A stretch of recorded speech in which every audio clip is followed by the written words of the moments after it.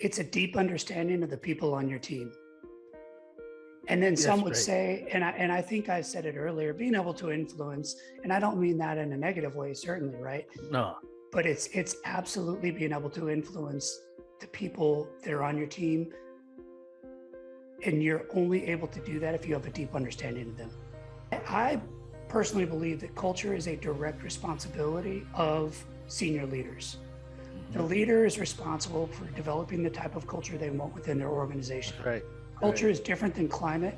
Culture changes slowly over time because it's from the top down. It's from the senior leader down, whereas climate can change on a dime. That's what's going on at the ground level, at the individual contributor level with the middle management folks or the people on that team. So climate can turn on a dime, but culture is something that has to permeate throughout the organization. And culture, you've got a great culture, A, when nobody wants to leave. That's B, right. So your retention is good and your recruitment is almost non-existent in the sense of if a job opportunity is posted in your organization and you've got people within your team recruiting for you, you've got a great culture. That's right. Because it means they're talking about what's going on in your organization when they're out of the office, and they're willing to put their name to somebody they feel would be a good fit coming into your team. Welcome to the Nicholas Brown Podcast, a podcast talk show about real estate investing, business leadership, and personal development. Each week, we explore current real-life case studies about how to build financial independence through investing in real estate to build your personal portfolio through passive income models, along with interviews from the top business leaders and personal development leaders. Now, here's your host, Nicholas Brown.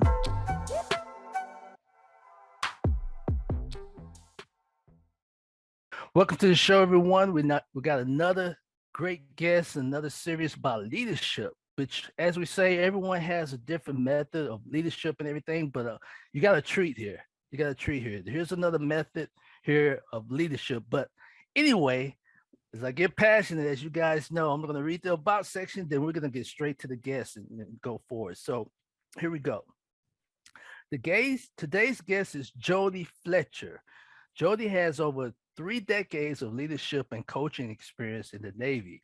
Outside of the military, he has coached executives, small business owners, and people transitioning from one stage of life to another. Graduating from the Raleigh Coaching Academy was Jody's first step in transitioning into professional coaching.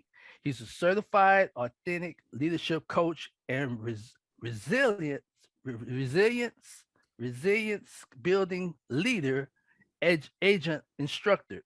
He's also certified in EQI 2.0 and Tilt 365 suite of assets. Jody's an active member of the International Coaching Federation, ICF, Raleigh, North Carolina chapter, and holds a Master of Science in Emergency and Disaster Management. Throughout his military career, he's been to every leadership course, ladies and gentlemen, the military has to offer, and coached countless people and organizations and teams to success. Jody served in combat with small, highly elite reconnaissance and special operation teams and spent the last decade advising 2-star and 3-star general officers. I'm going to repeat that just to be correct. Jody served in combat with small, highly elite reconnaissance and special operation teams and spent the last decade advising 2-star and 3-star general officers with organizations of more than 45,000 service members and civilians. Ladies and gentlemen, I can go on another 2 minutes, but I'm just going to cut this short and let him explain more. So welcome to the show, Jody. Hey, thanks so much, Nick. I'm really happy to be here. Yeah, I'm excited to have you.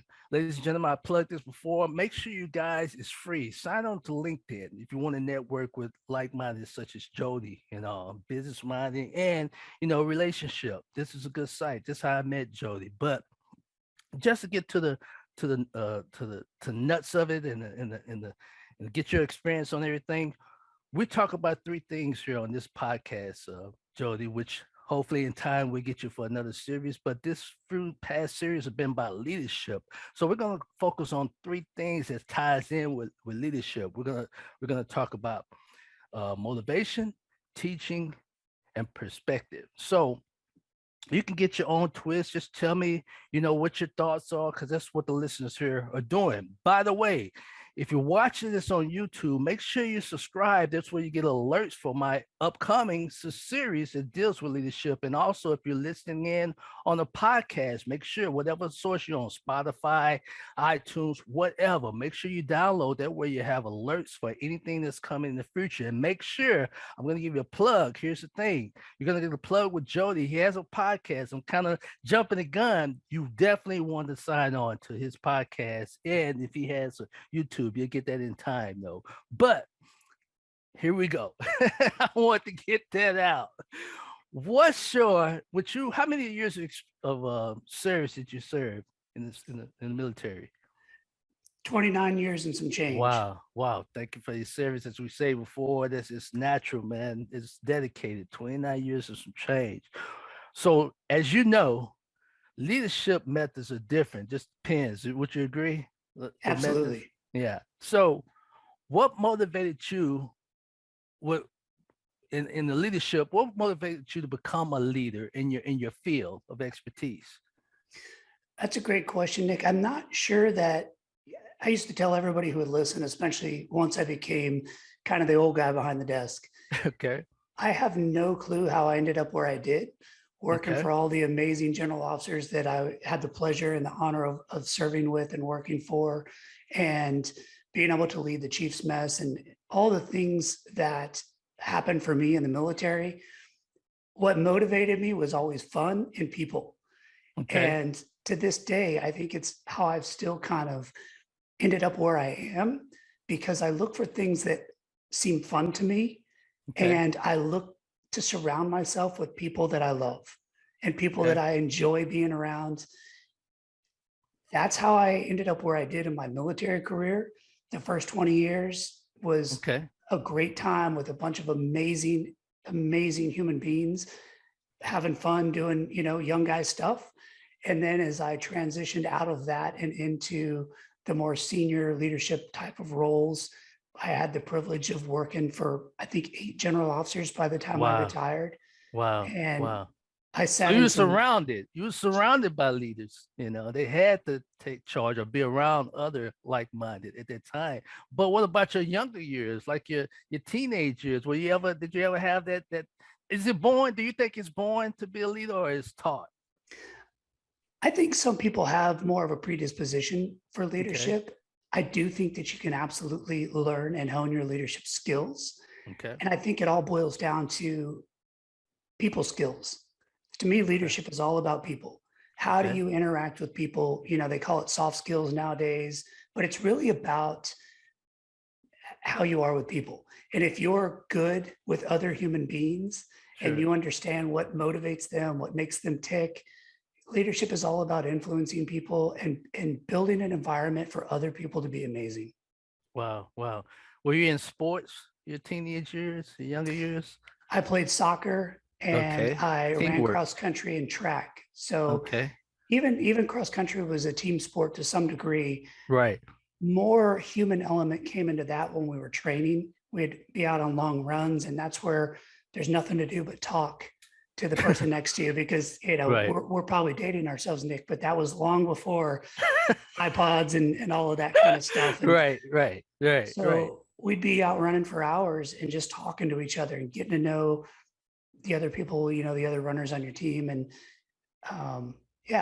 so I guess to that end, cross country is a little bit of a team sport, not like soccer, where you've got to understand, hey, Nick's better at shooting than I am, so I need to pass the ball to him.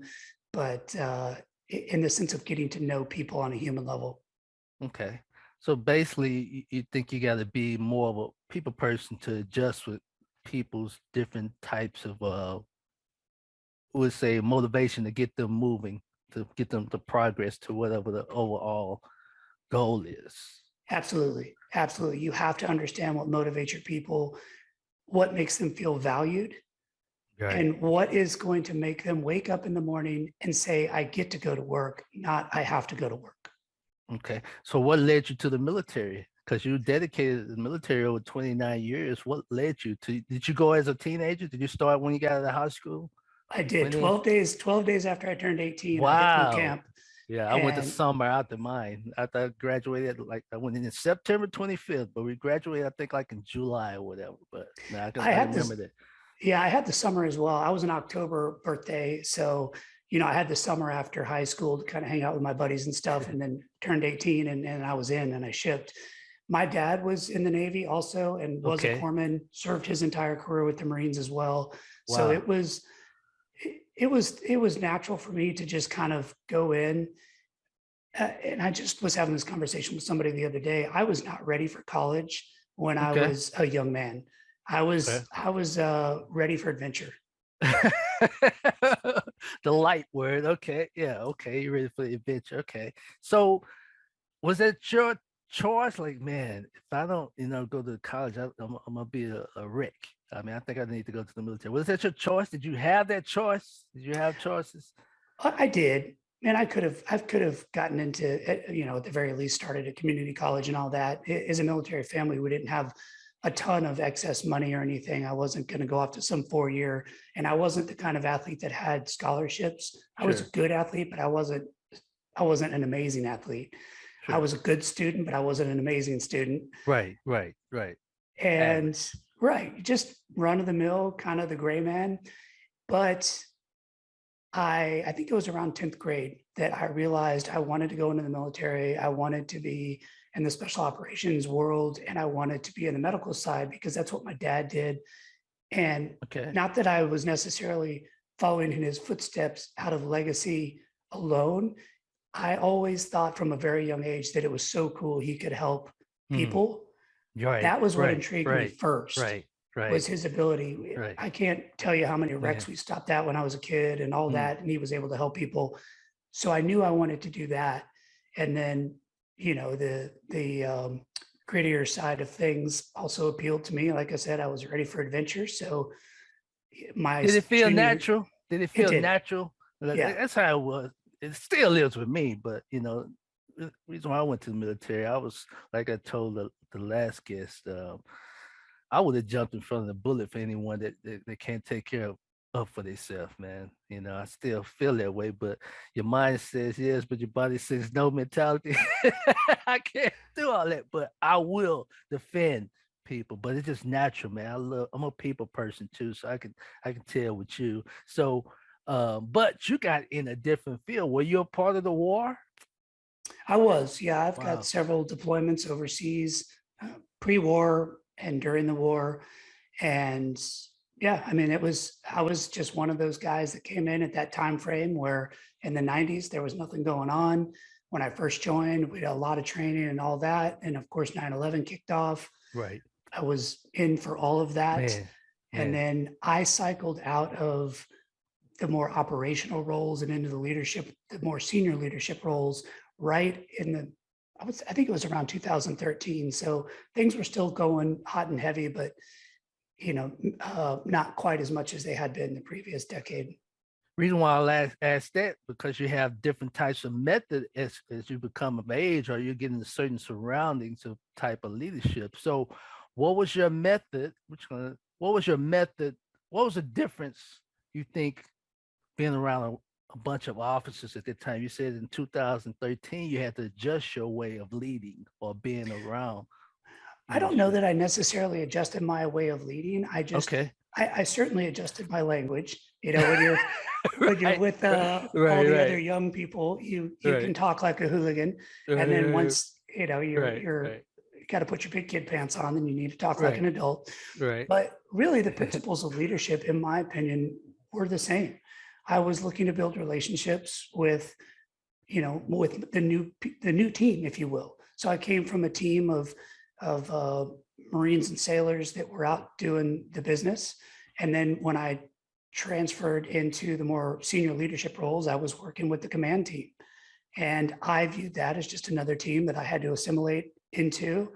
I had to figure out the value that I brought to that team And as well, I had to figure out the personalities that were in those teams and the value they brought so that we could be the most effective team we could be. Would you agree that when you said team, we got to see what motivates us to get to our mission, our goal? Would you agree with that? It just Absolutely. And I think part of being a good leader is also being a good follower. That's right. That's right. And it's the same in an athletic standpoint. No matter how fast or strong you are, there's probably somebody out there faster and stronger than you are. Same with leadership. No matter what level of leadership you're in, there's somebody who's, senior to you. And Mhm. it's realizing where you fit in that structure and how you can best serve the rest of the team. And I talk a lot about customer service with my corporate clients now. And I will ask executives, C-suite folks, who are your customers? And it's interesting, Nick, because a lot of times they will say things like, well, it's their actual customers, right? Whatever their business is. If they're making hamburgers, the customers are the ones that are buying the hamburgers. And I Right. help them understand or maybe see a different perspective that if you're the CEO, the chances of you serving a hamburger to somebody are slim to none. Your customer is the person who is directly reporting to you. Right. How do you Right. best Right. serve that person so they can then turn around and serve their That's customers, which right. is probably the next level of the team. And it goes all the way down until it's the person who's actually serving the hamburger to Right. the quote unquote customer. Right. But we Right. all have customers, and you have to understand how you serve the people I always look at it as I'm working for them. That's right. As a leader, I was doing less than the people that were quote unquote working for me. My job was to support them and build an environment and provide them the resources where they could be amazing. This episode is brought to you by nicholasbrowninc.club. Hello and thanks for watching this brief video. My name is Nicholas Brown. I'm an author and a residential developer here in the Dallas-Fort Worth area, and we're on target this quarter of redeveloping 5 properties here in the Dallas-Fort Worth area. And our passive investors, they're just sitting back and relaxing it because they're enjoying receiving the double-digit returns, which is protected, secured, and insured. So if you're a passive investor, or if you have 401k or retirement income or decent credit scores in the 700 and above, then download our chart for more information at nicholasbrowninc.club/partner, and I'll send you our DFW double-digit returns case study chart. Once again, for more information, go to nicholasbrowninc.club/partner. That's awesome. That's awesome. So give this, because I know you kind of hit the question that I always ask. What's your thought? What is leadership to you then? To this day, what is leadership to you? You pretty much answered the basics. So give me a 1 minute or less pitch. What's your thought of leadership? What is leadership? It's a deep understanding of the people on your team. And then some That's would right. say, and I think I said it earlier, being able to influence, and I don't mean that in a negative way, certainly, right? No. But it's absolutely being able to influence the people that are on your team. And you're only able to do that if you have a deep understanding of them. That's awesome, man. Listeners and watchers, you may be an atheist or whatever. I'm a believer, I'm non-denomination, but that's in the great test booklet. That person was just giving and giving. You know what I'm talking about, right? Mhm. He just gave and gave, and people just, it just draw their attention. They want to do for him to get to that mission. So, man, you hit it, man. You just made me think of that, though, man. It's just keep giving, helping out, be assistant to someone, and the momentum will happen. But work together as a team. I believe in teamwork, though, man. I don't believe in being too I don't say arrogant or whatever, but someone has to lead to be an assistant so we can get to that goal, our mission we're trying to get to and accomplish so we can celebrate together. That's why I believe it. So you hit a point, man. You hit a point. So people, deep understanding, that's awesome, man. You hit me on that one. I appreciate that, man. You got me on that one. That was a deep one. So, can you teach us for a new leader? So, let's just say, who you deal with? Executives? What's your field? Who do you deal with now? Because it's going to lead to the question that I'm asking I, about. I work with a lot of senior executives, directorate level, C-suite level, and my overarching goal is to help increase self-awareness so that Okay. those executives can turn around and build an organizational culture that no one on their team could imagine leaving. Okay. So, what could you teach a new senior executive or someone's new to that field or that promotion or that business? What do you teach? What's the process or advice you would give them, he or she? It all starts with self-awareness, and it's Hmm. understanding. I mean, it's self-explanatory in the definition or the word itself, right? You have to understand Self-awareness. yourself before you can go out and start to try to understand your people. But the biggest piece of advice I think I could give people, and one of the things I talk about a lot, is drop your guard. Don't be afraid to say things, and be real with your people, be authentic, Hmm. be vulnerable, all the buzzwords that are bouncing around right now, but they're buzzwords for a reason. People see that. And if you really genuinely care about your people, that's how you start to build that bridge of trust. That's And right. once you build that foundation of trust, the team's going to do anything for you, but they have to trust you in a way that they're willing to speak up and give you their great ideas or tell you that they think the team is going off course or whatever it happens to be. I just saw one of those LinkedIn memes the other day that said something to the effect of, be worried when the people that are most vocal in your team stop talking. Yeah, I knew what it was saying. Yeah, that's so true. Yeah, beware because something's happening. They don't That's believe right. it. Yeah, right, And right, so right. if you've got a team that is afraid to talk, then do you really have a team, or are you running a dictatorship?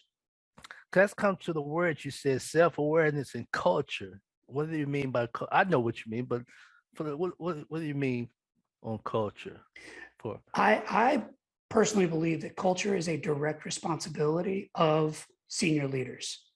The Hmm. leader is responsible for developing the type of culture they want within their organization. That's right. Culture Right. is different than climate.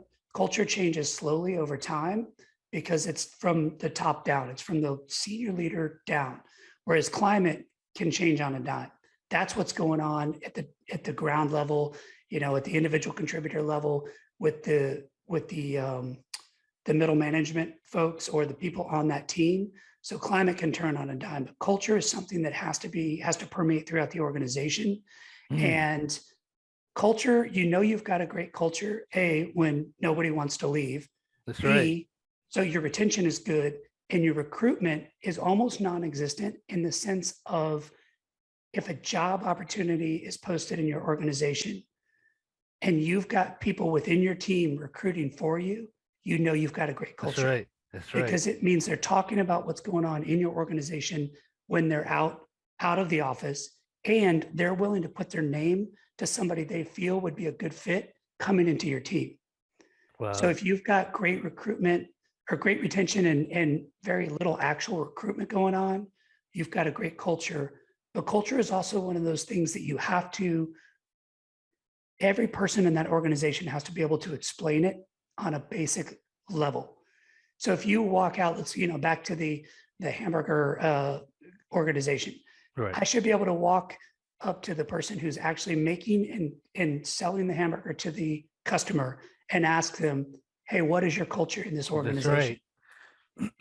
And they should be able to tell me in very few words what it is. It might Right. be a play on the name of the company, however you do it, but they should understand in no uncertain terms, whatever it is, the customer's always right, or I don't know, but if every person in your organization can't explain what the culture is in basic terms, then you probably need to work on your culture. This episode is brought to you by Nicholas Brown, REI.club. Hello and thanks for watching this brief video. My name is Nicholas Brown. I'm an author and a residential developer here in the Dallas-Fort Worth area, and we're on target this quarter of redeveloping 5 properties here in the Dallas-Fort Worth area. And our passive investors, they're just sitting back and relaxing it because they're enjoying receiving the double-digit returns, which is protected, secured, and insured. So if you're a passive investor, or if you have 401k or retirement income or decent credit scores in the 700 and above, then download our chart for more information at nicholasbrowninc.club/partner, and I'll send you our DFW double-digit returns case study chart. Once again, for more information, go to nicholasbrowninc.club/partner. Right. And it's basically like they agree with it. It's their passion. It's like second nature to them. Like, hey, I'm a part of this, and I'm gonna do what it takes to be a part of this culture. I want to. Am I right? You are, Nick, and there's another interesting point, and I've asked this question to many of the leaders that I work with as well. They say, I want to build this kind of culture. Okay, great. And the first question I ask them is, what are your core values? Right. And most values, people have a hard time answering that because they've never been asked and they've never sat down and thought about it. My core values are humility, authenticity, grit, accountability, and service. Okay. So if, again, self-awareness, if you know what your core values are, then you're going to be able to develop, a culture for an organization or a team. But if you don't know what you stand for first, you're going to have a hard time building values in a team environment that will permeate throughout the organization. That's deep. Uh-oh. I got my timer here, ladies and gentlemen. I was expecting for this to end a little bit sooner, but it's not. Because he get deep. He hits the points, man. How does that change from your experience in the military as far as leadership? What have you seen this? Because you just transitioned not too long ago, correct?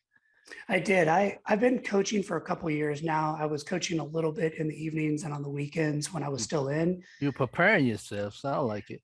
I was, because I realized that's what I wanted to do. Okay.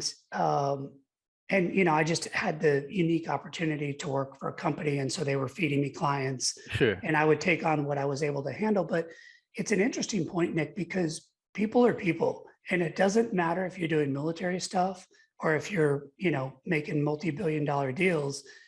The issues that go on within any organization are usually people-based. It's communication, it's culture, it's motivation, it's value.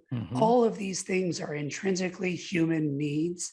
And if you don't address those, you're never going to make any leadway. So as I have transitioned and work, solely with corporate America, I found that there's a different twist on it because they're talking about making hamburgers as opposed to motivating the team to deploy the things. Right.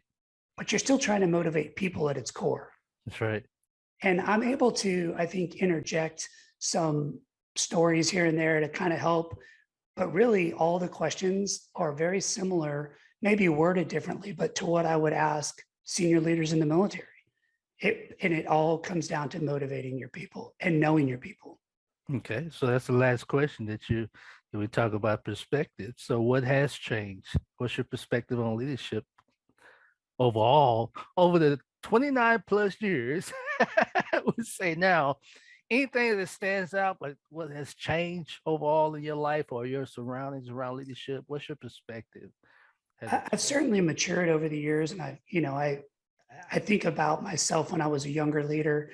Because if you've been in the military longer than a day, you're in charge. You're leading somebody, right? If there's two of you, one of you is in charge, is what they always say. So I've matured over the years. I think patience is something that has given me more perspective. And I've always been a really good listener, and I've always been a patient person. But I find that the more I exercise patience and listen, the more I understand people. And the more you understand people, the better leader you're going to be. That's awesome, man. That's awesome. Well, man, I'd love to get you on another series about personal development also. Yeah, I'd love to come back. I love to have you. Ladies and gentlemen, go to his LinkedIn. You'll see some videos, some motivations, some inspiring videos that he gives his, I just say about a minute or less thoughts of what's happening.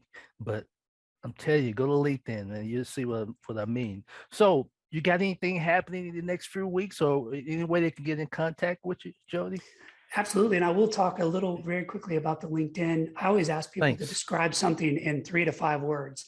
And I Okay. just had this epiphany one day that was kind of my little video hook. So I do leadership concepts in 3 to 5 words, Wow. explained in a minute or less.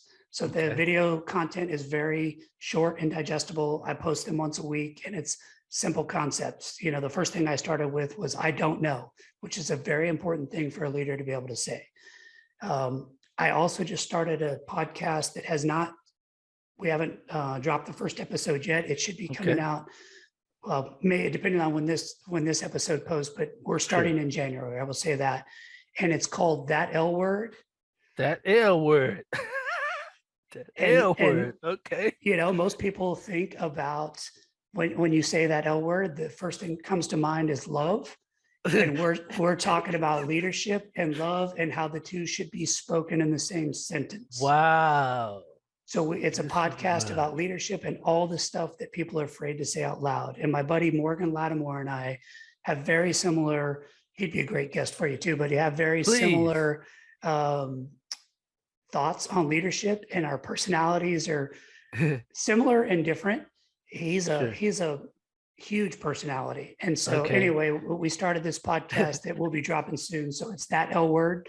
Okay. And we'll be blasting it all over social media and stuff. So it should be easy to find. It'll post once a week as well. That's our rhythm that we're trying to set. And then if you're interested in anything that I provide, services, executive coaching, organizational development, I do personality assessments, EQI, Tilt, and I just got certified in Forte, resilience building leadership program. I do all of that stuff. I offer that full suite as well. My website is e5professionalcoaching.com. Okay. Can you repeat that again for the listeners? It's e5professionalcoaching.com. The number 5? The number 5. Okay. Okay, ladies and gentlemen, you hear that? Okay, you see that? Okay, E5. Okay. And then, you know, every way you can get in touch with me is on there. There's a phone number, an email, and obviously LinkedIn is a great way to get in touch with me as well. Speaking of that, can you give us 1 minute or less, 3 to 5 words leadership? I don't know. Explain that, and then we'll end this, man. Please, please give us something. So I don't know. What do you have recently that you got the video on? So you said 3 to 5 words, which you had the video, which I saw that stood out. I don't know, for as a leadership. You don't explain that to for as a leadership. Right. So I don't know, being able to look at your people as a leader and say, I don't know, I don't have all the answers. Mm-hmm. You're expressing vulnerability. Okay. And you're inviting them to trust you. And when you tell them you don't know, you're showing that you trust them, and you trust that they are the subject matter experts. They are the ones that are closest to the problem, and you're inviting them to provide the answer. Figure it out. Right. Together. Right. That's right. An upcoming episode is going to be, what do you think? So when you say, I don't know, a follow-up to that is always, what do you think? What do you think? Send me a plug on LinkedIn. Man, please. I want to listen in on that one. What do you think? And I don't know. Because it's about, once again, I think is momentum. You know, you got to get some momentum where we're trying to meet our goals. I'm a goal setter and to meet my target. I write down my plans and follow through and execute. So, man, I love to get in on that. I don't know. And it's kind of like part 2. What do you think? Butcher, it's coming out, ladies and gentlemen, the podcast, That L Word. Stay tuned for that. And I'm going to link it also. Make sure if you're on LinkedIn, let me know. I will. I will. And I appreciate it. Tie that on. So that's basically it. I appreciate your time on here, Jody. And I look forward and hey, man, you're an awesome guy. This is another special episode. I should have said special, but it became a special episode, ladies and gentlemen. Well, thanks so much, Nick. I really appreciate you having me on. It's been a pleasure. Thank you, sir. Well, there you have it, ladies and gentlemen. As I said before I end this, don't condemn, don't complain, because you have a choice to make a change. Have a great day.